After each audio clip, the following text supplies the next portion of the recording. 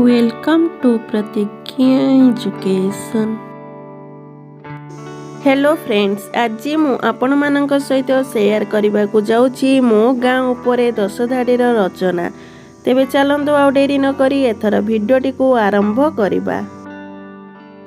मो गाँर नाम अमृतपुर अटे। मो गाँ बहुत सुंदर अटे।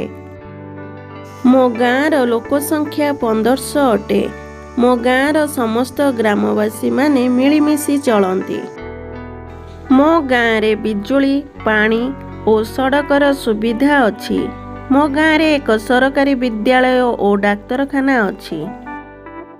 मो गाँर समस्त लोक शिक्षित अटंती। मो गाँर ग्रामवासी माने प्रायतः चाष और पशुपालन करने को भल पाती। मो गाँर लोक माने 12 मासरे 13 पर्व आनंद उत्साह मिलिमिशि पालन करती। मो गाँ को बहुत भल पाए। Thanks for watching.